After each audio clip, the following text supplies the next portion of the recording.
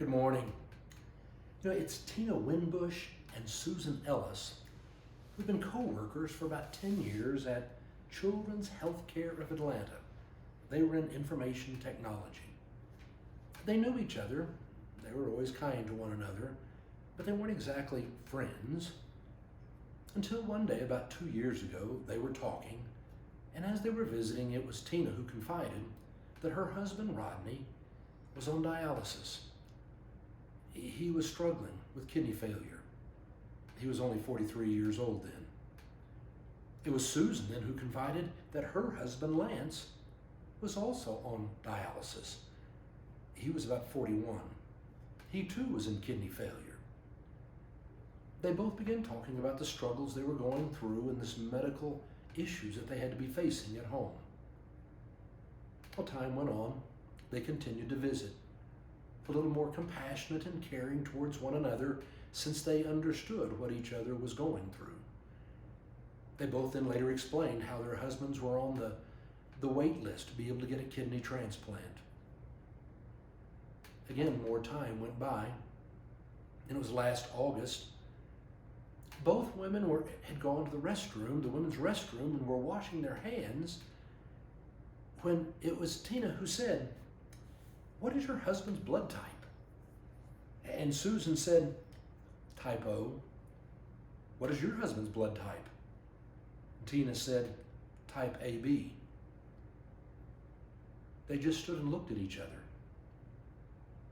Finally, it was Tina who said, "I'm type O." And Susan said, "I'm type AB." They hadn't been able to donate for their husbands because they'd been the wrong blood type. But now each of them was the right blood type. And so they kind of looked at each other and finally said, "Do you think it would be possible?"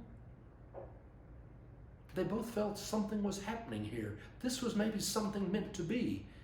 And they decided to both go and get tested. And when the results came back, it showed that both of them were almost 100% match with each other's husband.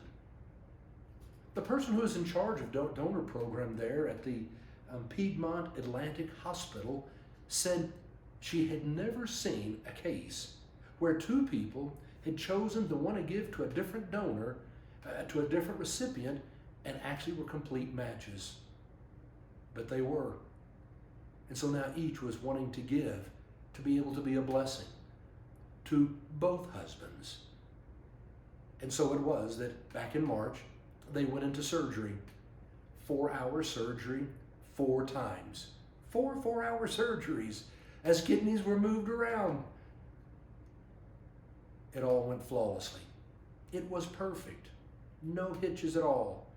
They were out of the hospitals, and then 3 months later, here in late June, well, they were all doing fine.